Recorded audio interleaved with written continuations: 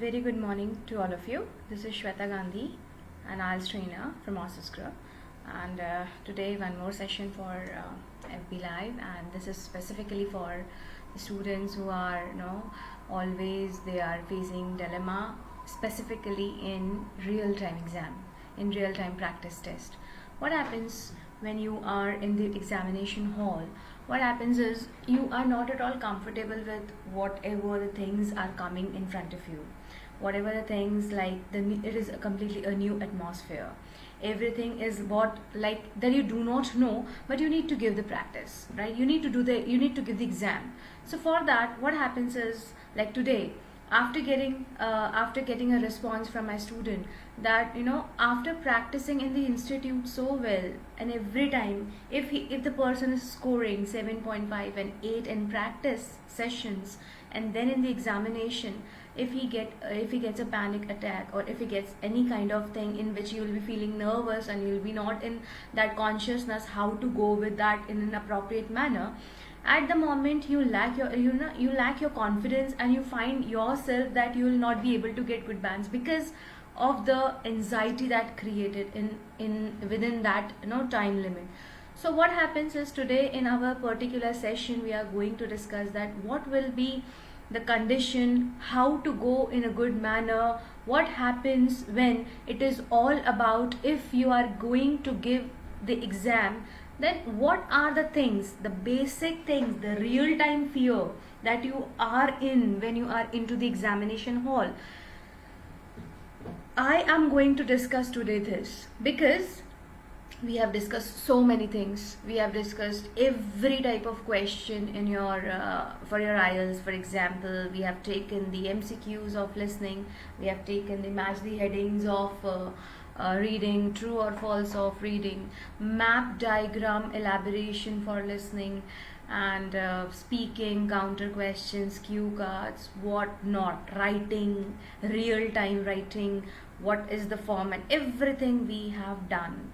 And we will be coming with more sessions, but this today's session is specifically for everyone who always get the fear, who always into anxiety when you are into examination, the real pressure, specifically the real pressure is on you and you are facing that problem. So what you need to do, you need to be mentally prepared. You need to transform yourself from a student, and you are when you are giving examination in your institute, you find that you are doing so well, you are getting so good bands. Every time you are getting 7.5, 8 bands.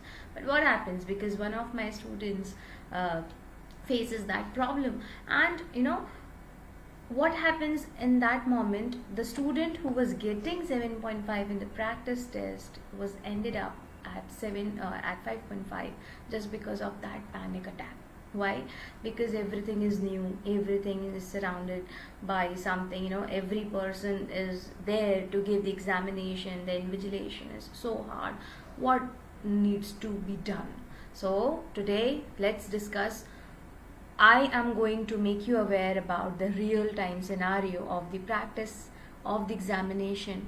Whenever you go, whatever you do in your IELTS exam, be very confident, because you know the things. The only thing is, if you are underconfident, if you are not at all feeling good, if you are not out of that anxiety level, then everything is in vain. So please go ahead, go with the confidence and give the exam with energy, right? So let's discuss today what will be the things that you need to focus on, right? So here is my first thing, that whenever you are arriving for your IELTS test, make sure that you have read and understood IELTS test terms and conditions, as they contain important information about your testee. These can be found in the test taker's information part of your application form. So every time, this is the thing, when you see the importance of this part is, what happens is, when you are in the examination hall, you are just you are just waiting for your listening to get started and then reading, and you have that pressure. But what are the things that you are actually not doing in a proper manner? If you are not doing it, then how can you overcome all such fear? Because everything is on you, on your head, right? So whenever you are arriving on your IELTS test, make sure that you have understood all the test terms, conditions, and it is all there in your test part of your application form, right? And if you arrive late to your IELTS test, you might not be allowed to participate. So students, be on time. Always you need to reach 1 hour before. Just reach before the time, and in good time, of course. And you have to go and you have to give your exam. And if you are late, then you are not allowed to sit. Next, turn off your mobile and other electronic devices. Of course, the real-time situation I'm giving you. So those students who are giving the examination for the first time, make sure that mobiles are not allowed. These will be kept outside of the test room along with your personal belongings. Okay. The listening, reading and writing tests take 2 hours 40 minutes. Please note that there will be no breaks during the test. OMG, this is one of the biggest thing that you should understand, that you will not be given any 1 single minute to move out. So this is completely a test where you need to sit for 3 and 4 hours constantly, and you'll not be allowed to go out to fresh yourself. But why this is all happening? Because this is one time test, and if there's an emergency, you can use your time in reading rather than going out and listening, because in listening you cannot move out.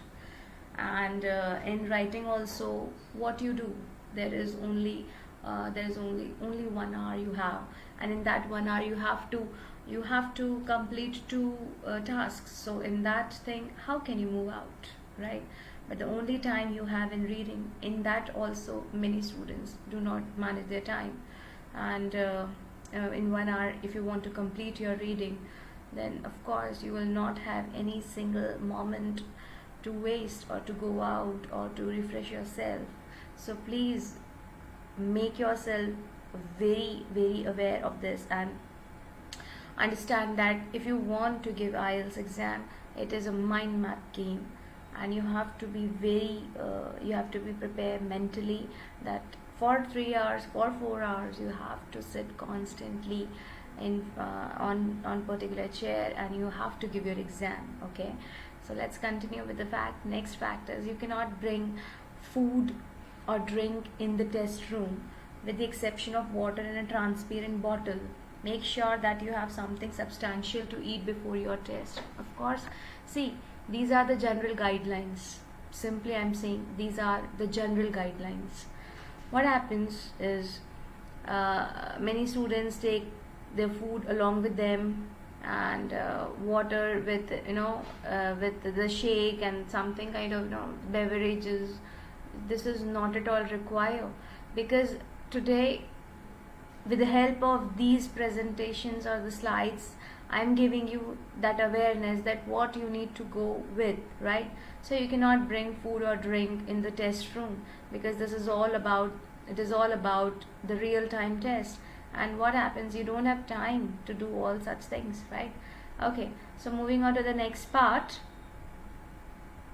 your identity documents, right? So after that was a slide for when you arrive, and what happens when you arrive. Right now, next is your identity, your verification, right?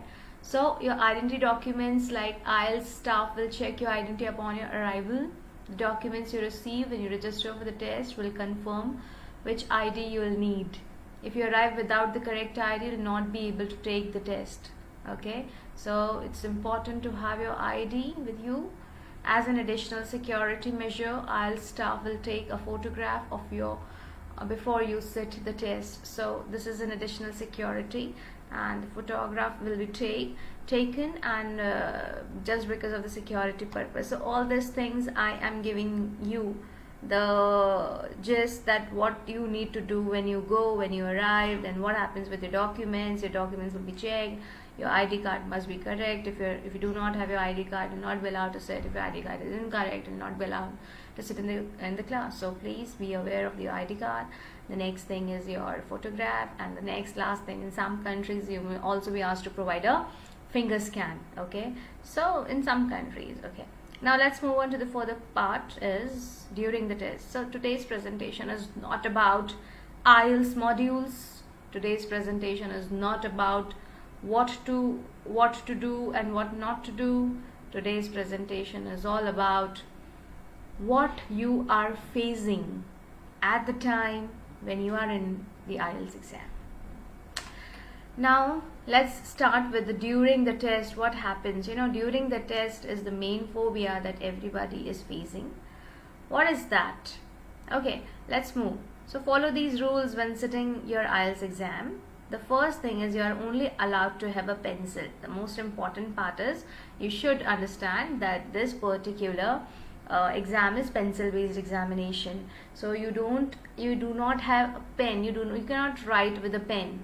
So you only have a pencil and an eraser, your ID on your desk. If you need to use your toilet during the test, put your hand up to attract the invigilator's attention and don't disturb other test takers. See, it is very important that if you are taking your test, and if you want to go for toilet, so do not disturb others, because everybody is giving test according to their own consciousness, according to their own confidence, and if you are disturbing them, that means that you are disturbing yourself also and others also. So if you want to go out, just raise your hand, grab the invigilator's attention, and don't disturb the other test takers. Most important, again I'm repeating, that this is pencil based examination. You have to write everything with the pencil. You have to write your listening and reading in capital letters.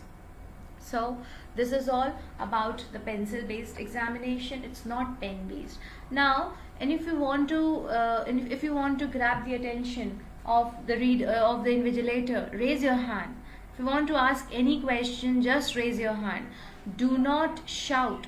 Do not say anything about to your colleague or to your peer. So just raise your hand and ask anything to your examiner.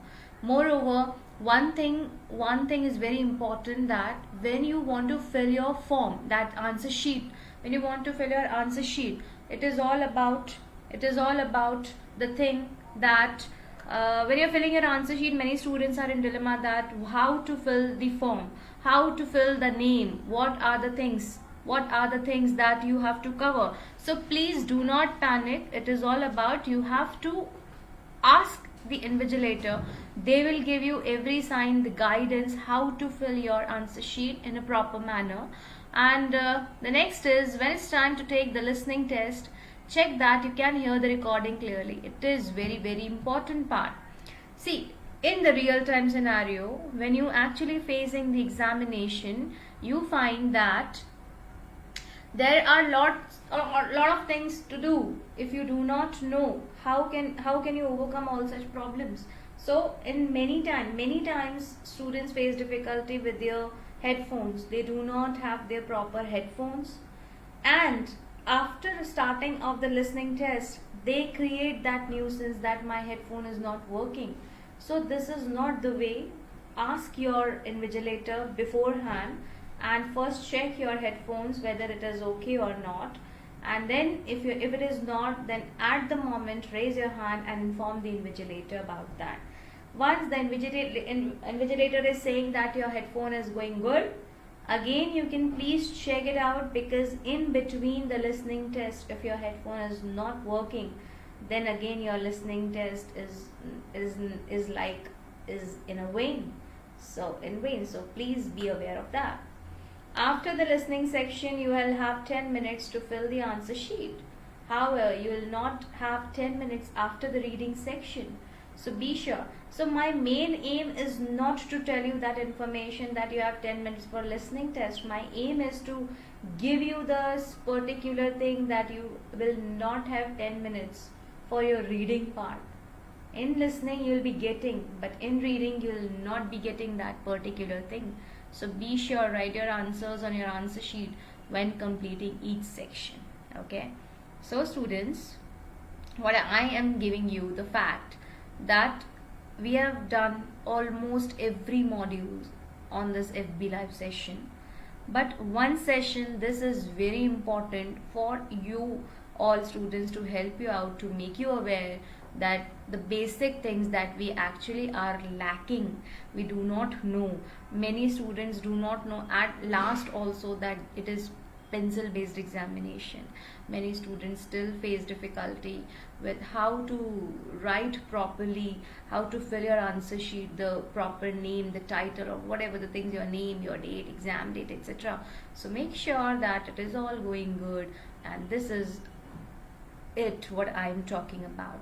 And at last, at the end of the test, see, during the test we have covered, but at the end of the test, remain in your seat until you have the invigilator's permission to leave the test room. Okay, so remain in your seat, it's fine. Do not rush, please do not get engaged into the others thing, like others saying let's go. It's not like that. Wait for that, maintain your decorum, and follow your own etiquettes that you should see, if unless and until your invigilators allow you. Okay, next, if you believe that your performance may have been affected by any issues, inform the invigilators straight away. It is not like they are not very stringent, they are not very tough. You can ask them, you can tell them whatever your problems and what problems you are facing. Next, if you want to make a complaint about your test day, you must do within 1 week of the test date by filling in a test day incident form. Okay, so if you want to make a complaint, right, about a test day, so it is all about, like, for example, let's take an example of headphone. If it's not working, and meanwhile in listening, during your listening, and if you find that in section 3 it's not at all working, and still you have given your test, invigilator is not at all responding you, so just write down an email and complain. Okay, but it should be done within a week. Next, what special arrangements they have given. If you requested special arrangement as a result of a disability or other condition, adjustments will be made for you on the day of your test. So it is very okay, and it is human nature, it's very okay. And with the help of this, those disabled people, or any kind of injury or any kind of disability you are facing, they will be able to judge you, they'll be able to give you the proper place, the proper things, the proper conditions of your surroundings, so that you feel comfortable and you can give your examination. The next part is test day tips. Now it's very okay that what are the test day tips. Well students, I will provide you further tips for listening, reading, writing and speaking also in today's FB Live, because these are the basic things that you should always have in mind, that despite having all such instructions and all the modules, how to go with, how to run with, but the important thing is you should understand the basic facts of IELTS exam. So we have done with when you arrive, to your documentation, to your during the test, then test day tips. Follow all the instructions carefully, and remember that in the writing parts of the test you'll be required to write a specific number of words. Writing part, again, they will, or I can say you will write around 300 words or 350 words. It is not at all allowed, so be aware, be concise with your word limit. The next is, some questions have guidelines, time limits for you to follow. Make sure you stay aware of the time to ensure you have enough time to answer each question. Okay, so every question has its own guidelines, so read that, you are aware of that guidelines, this must be short with you. Okay, then stay calm and take deep breaths if you feel nervous or worried. Many students face problems with this thing also, therefore You have to stay calm. You have to take deep breath. Okay. So let's move on to the next part, that what are the things and what are the myths about IELTS examination. What are the myths? So first, and the facts about IELTS exam. Let's discuss both things. Accent is a major concern in IELTS exam. This is a myth. Okay. So when you are going with your IELTS part, understand the fact that many trainers will give you this false information that accent is a major concern. See, it is all about your English examination. If your English is good, if you are good at it, you will definitely understand the accents, because you know the words, you know the crux, you know you are listening to the whole story, you are reading the whole passage. Why not you are able to crack the accent? It's very easy. In listening, I know that you have to work on 2 accents, British and American. But the things are that do not get panicked, do not worry about this, that you are not understanding the accent.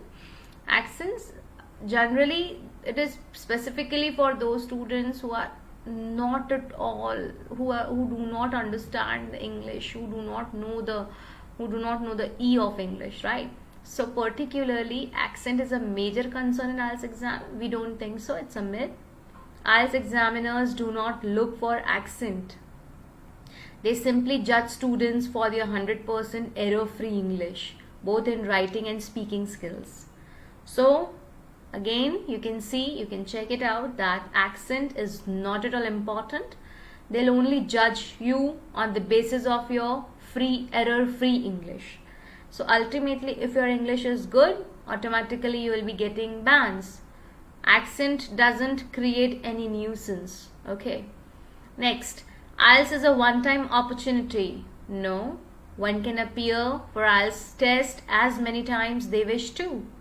However, a maximum of 2 times a month is a basic criteria set by IELTS academic fraternity. Okay. So you can appear more than once for IELTS exam, but the standard appearance is 2 times a month. Examples used in IELTS test may be fact or fiction. It is not at all like that. Examples, if you are using in your speaking part, and if it is not at all, I can say it's not at all real. It's not at all. It is. If it is not at all real, it's fine. But if you are creating hypothetical, that's fine. But it must be related to your topic. It must be genuine. So anything that supports your answer and is authentic in nature can be stated as example during IELTS exam. And that's what I teach my students, that if you do not have any thoughts in you when you're speaking or when you're writing, quote one example. That is the best thing. Ornamental English is a must in IELTS test. What is ornamental English?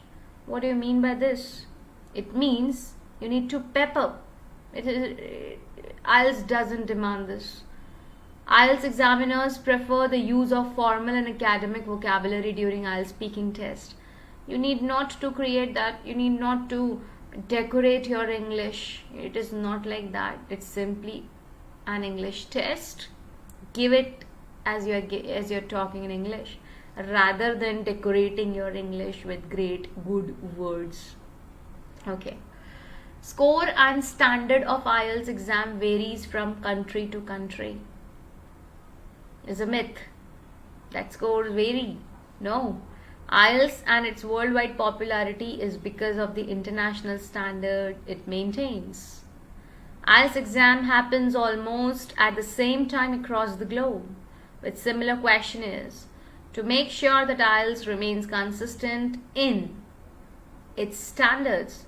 It's governed by British Council IDP, IELTS Australia and Cambridge English Language Assessment. See, if it is governed by all these things, all these brands, then why are you worrying about that it has different standards for different countries? No, of course not. The standard for IELTS reading section test is getting rigid. Yes, I suppose it is in today's particular examinations. I can feel the standards of reading is getting rigid. Well, let's see. The IELTS exam committee cannot be blamed for altering the standard of reading section. They have now added new kinds of passages that they believe students can read. If a student reads various study materials prior to the exam, they can surely pass the modified version of the reading exam. See, it is all about reading, is all about practice.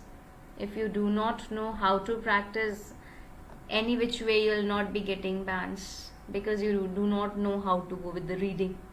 But if you are practicing, if you are reading things, if you read newspapers, novels, articles, anything, if you are reading, that means you are getting good with your passages, you are getting good with your I can say the comprehension, you are good, you can go good. So why to worry about the standards? In fact, my students also tell these days that reading is actually a menace. It is creating or we can say it is creating havoc, because every time I'm going good with listening, I'm going good with writing and speaking, but when it comes to reading, I lost. What happens is all about, though students are preparing good, those students are working on it, but sometimes your ability of comprehending the statements is not, I suppose, good. So for that, read more, read and understand the things better. To the point answers are not accepted in IELTS listening test. Of course it is accepted. During IELTS listening test, examiners ask to repeat 2 out of 3 terminologies used in the audio clip. In that case, make sure you write only 2 and not the entire content on examiner says. Okay, so IELTS exam, particularly it is to the point answers, it is allowed. So if it depends on instructions. Basically the instructions can stretch up to 3 words, so it is not like if the instructions are 3 words, you are only allowed to write only 3 words. No, you can write up to 3. So if there is a requirement of 2 or 1, you can write accordingly. So it is to the point answer. You need not to stretch your answers in one line and entire content. You need to note it down. No. Word count is a mandate in IELTS writing test. One can definitely exceed word count in IELTS writing section. However, examiners won't consider the extra writing for credit marks or negative marking. So the excess effort to write more might go in vain. Okay. So this is all. That word count, of course, word counts are important. Why to waste your time and energy in writing 400 and 430 words or 350 words in your writing? If your standard is only 250, stretch it up to 280. It's fine. But if you're stretching like that only without any reason, because you have time, means you are wasting. Rather than focusing on stretching your word limit, you can stretch your thoughts in a very good way, create complex sentences, work on grammar, rectify your errors. In that way you can go with your IELTS writing also. Okay, so the first part, what is the first myth is accent is a major concern. No. IELTS is one time. No. Examples used must be real. No. Ornamental English, not at all allowed. Scores and standard of IELTS exam vary country to country. Never. The standard of reading is tough. Yes, of course, but you need to practice. To the point answers are demanded. Yes. And word counts is mandate. No. But you will not be entertained if you write extra things. Okay.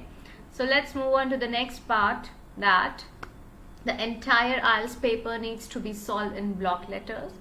It is a myth, I can say, but yes, for me, for my students, I always tell them to write the things accordingly, or write the things in block letters. If you're right, what are the things? The things are in listening and in reading.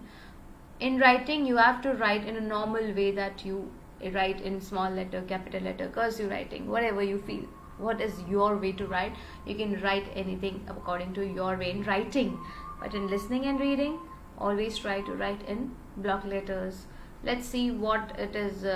What is a fact? For IELTS writing section, a student can write both in cursive and block letters. However, careful attention should be laid on capitalization of alphabets at the required places. Okay, so IELTS IELTS doesn't tell you that to write all the things in the capital letters, but yes, we trainers always tell you that if you want to write your answers, listening and reading, in your answer sheet, try to write in capital letters, okay? But in writing, write in whatever way you are writing, but make sure wherever there is a capitalization, if the requirement of capitalization is there after full stop, you have to use capital letters in the proper noun, okay? The next is confidence and attitude tested during IELTS speaking test. This is very untrue. Confidence and attitude is not at all being judged. Only English oratory is judged during IELTS speaking test based on 4 parameters: fluency, coherence, lexical, grammatical range, and pronunciation. Okay. So, particularly if I'm going to tell you that what are the things, what are the do's, what are the don'ts, that you know that what things you have to focus on, what are the things that you need to go with. I have given you the things that are related to your examinations. Particularly, we have worked on every module, the previous parts, but this part is, I can say, this is not at all very important part, because many students understand the fact. But for some students who are very naive, for example, the 12th standard students who are going for the first time for the IELTS exam, and for those students who do not know what to do, what is the scene in the IELTS exam center, so for them this is very important that I've given you, and specifically that particular table that I've shown you, that the myth, what is particularly what general people say, what the tendency, what's the mentality of people about the thinking of the IELTS exam, whether it is capitalization or always you can write your things with the capital letters. There's a pencil based examination. You will not be judged with your attitude and your personality. Your English is just being checked. So particularly, the whole thing, the crux of the thing is, you have to be very good with your English part. If you are okay with English, if you can if you have good English, automatically you have confidence. Automatically you feel that your confidence level is up. So work on English rather than focusing on here and there and getting things, getting stuffs. I need to clear Cambridge from 5 to 12. I need to clear Cambridge 14. Rather than focusing on this thing, focus on your English part. You have to focus, of course, for your Cambridge books to practice. But if your English is not at all good, how will we go good with all things? What you are doing, you're just completing your Cambridge books like that only. You're giving exam, you're coming to us and you're telling us that out of 40 I'm getting 23, 24, 25, 26. That's it, 27. What is the importance? Always I tell students to go give exam of your practice part, find out that particular which type of question is creating problem. Which problem are you facing particularly? Which problem particularly you are facing? So accordingly you can go and solve. Moreover, in academic vocabulary, in academics the vocabularies are horrible. It's uncommon. It's not a cup of tea for everyone. So be focused on that. Be good with all the things. Okay. So for examination part, for examination hall, what you have to do, all the things I've sorted. More things, just 4-5 things I want to convey for each module, that what you have to go when you are in examination hall, what you have to focus, what you have to do. For example, in listening test, the first thing you have to go with, read all the instructions carefully. Students, read all the instructions carefully. Skim the questions properly and predict the answers. If you are not predicting the answers properly, you will, however, end yourself with somehow writing different answers. So skim your answer. What is skimming? Read that, underline the keywords properly. This is exam, this is English exam. When you are in IELTS exam, you have many words, and you know one thing, that all the things in IELTS work on paraphrase. Paraphrasing means the synonyms. So skim helps you to grab that keyword, what is written on in your listening part, and then if your listening starts, then you are fetching the synonym of that keywords, and it will be able to help you out in getting the answer. Then in listening also, predict your answers beforehand. Predict whether in the fill in the blanks, whether it's noun or verb or adjective or whatever, adverb, preposition, whatever you feel. Okay, and do not, like for example, practice on both British and American accent, it's fine, but practice on particularly the way of listening it. Practice from podcasts, listen to the podcasts, they will give you good variety of things and you just need to listen to it. Okay, next is, if you have any problem hearing any recordings, raise your hand and ask for help. I told you this earlier. If you have any problems related to that in your examination hall for listening, specifically for your headphones, just ask them to sort out this problem. Okay, the next thing is, follow the instructions carefully in listening, in reading, in writing. The next thing is, listen out for specific information you need.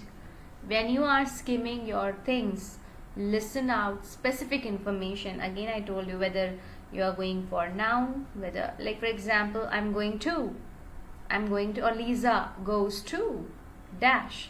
Now to, after to, it is understood that there is a prediction that of course the noun will come.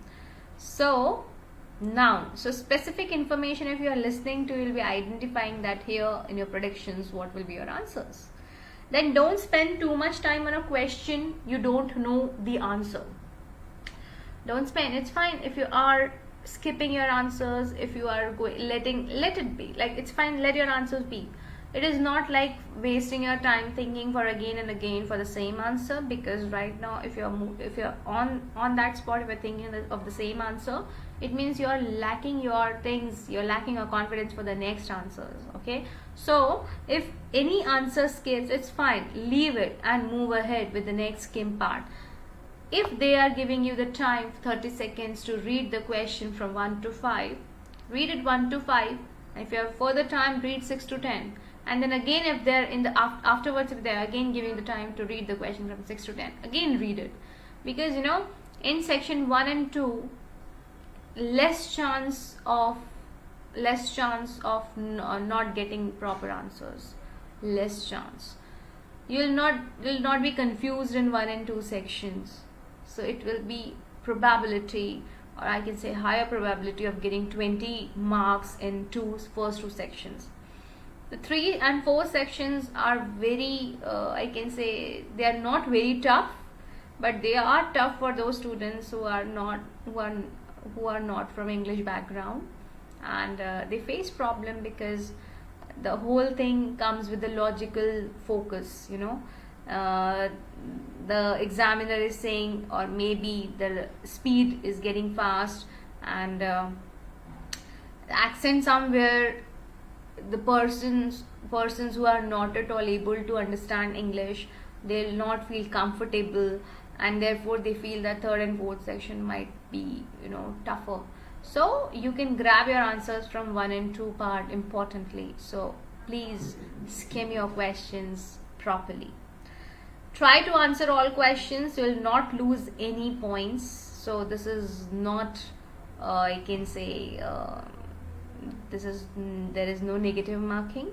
So if you are okay after 30 minutes, if you get a chance, if you of course you're getting chance of filling your answers, but in some parts, if you're not filling your answers, you are leaving that, you do not know that, fill it, because there is no negative marking.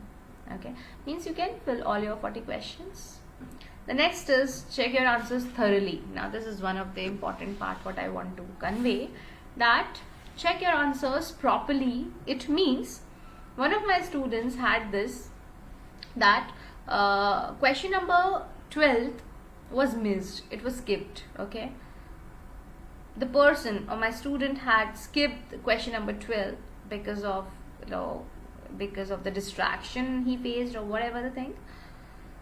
Now what happens when he wrote in his answer sheet, what happens is, he wrote 1 to 11 answers properly, but when it comes to the 12th question, the 13th answer he wrote in 12th, the 14th answer he wrote in 13th, 15th answer he wrote in 14th. Ultimately, the 40th answer he wrote in 39. So the whole system of your answering is in vain. Means what happens is, just because of the one question that you skip and you wrote that the next answer in the previous one, the whole thing was get disturbed. So please thoroughly analyze that which particular question you skipped. Either make a hyphen or write down any false answer on it prior. Okay, so for listening all the things, listen carefully, be specific with the information, read the instructions properly, and write down your answers properly, predict somewhere, skim the things. Now in writing particularly, I told you before that do not waste your time in overwriting. 250 words, you can stretch to 280 words, but if you're writing 300, 350, doesn't make any sense. They'll not judge you, they'll not give you positive grades on that. In fact, they'll not cut your grades. But you are writing if you're exaggerating, doesn't make any sense. Okay, rather than you can write crisp, rather than you can write adding complex sentences, work on it. Grammatical portion, your punctuations, everything matters a lot. Try to spend exactly or approximately 20 minutes for writing task 1 for both students, academic and general. So try to spend 15 to 20 minutes on task 1 and 40 minutes for task 2. Why this is? Because overall weightage for task 2 is more. Out of 9 it is 6, but for task 1 out of 9 it is 3. But you need not to only focus on task 2. You have to cover task 1 also in a proper way, because this is the grace marks. This will be the grace marks you'll be getting. Okay. Pay close attention to your grammar, your punctuations, and examiners can spot model answers, so do not memorize them. On internet you will find examiners have written model answers, sample answers, you have topic wise answers. Do not memorize them. Use them in your test and it will be deemed invalid. Many students, I found that those students who have the habit of cramming, who have the habit of plagiarism, don't do this, because examiners know this thing, that where you are copying. Okay. In fact, I particularly find many students who write such answers in a very systematic manner. I find, wow, this is very good you have written, but at the end I collect it by myself that yes, this is plagiarized. Okay. Then use a clear paragraph structure in your writing. It's very important. At the moment I'm talking about it, I'm not giving you general information about reading. It's all about what you have to do in your examination hall. Whatever you are practicing here, maybe sometimes what happens in your examination hall, because of the constant fear, because of the constant fear of giving exam and confusion and everything is new, you'll be facing that. You will find that whatever things you are going good in your practice part, it will be lacking there. So make sure that you are doing all the things correct, and the things are like making good paragraphs, making clear understanding of the topic, pre-planning, brainstorming, everything. Talking to the speaking part, you have to be very much clear. For example, if I'm talking like this, I do not want to copy the accent of my examiner. If I'm copying, for example, the examiner is Canadian, Australian, and he's like, what's your name? And you're saying, my name is Shweta. No. Be natural. Well, my name is Shweta. Whatever your accent is, be on that tone. Do not copy the person's tone. Use chunking in your thoughts. Chunking, up and down of your the oscillation of your voice, the modulation. And whenever you are using modulation, means you are giving your answers in a proper way. Because whenever you are happy, of course, you feel like, oh wow, that's a good question. When you feel that it's a negative part or whatever, you're not finding good or you're not all interested in that particular hobby, you say no, not at all. It's not like that. You have to pitch down your that you have to low down your pitch, that no, not really. So chunking is important. Speaking is not at all judged by your very having very much confidence and attitude or personality. It is only judged by your English and the way you are communicating, you are giving explanation to the examiner. Have smile, say English only, speak English, that's it. And last is reading. Reading is a tough task, I understand. So reading, practice more, read novels, understand the passages, understand the vocabulary. And if you're in practice part right now, so in practice parts, whatever vocabularies you're not familiar with, write down the vocabularies in one of the books, one of the copies, and just cram it, because vocabularies are very important in English. So whenever you speak, you need words, and if you don't have words, how to speak, right? So all these things are important. The important thing is give good IELTS examination, getting good bands, so everybody knows what modules are, how many are, what are the timings, what we need to do, what not to do. But at particular the moment when you are in the examination hall, you don't know the starting, the initial, how to commence. So for that, this was the whole FB Live session where I have informed you everything about how to after reaching, what will happen, what will happen with you, and during your test, what you have to do, documentation. They'll just check you, they'll take the photograph of you and scan your things, fingers. So please, it's very simple test. Do not panic. Be real, be natural. That's it. Okay. So this time I'm signing off, coming with more modules in IELTS on further Saturdays. And meanwhile, thank you and bye bye.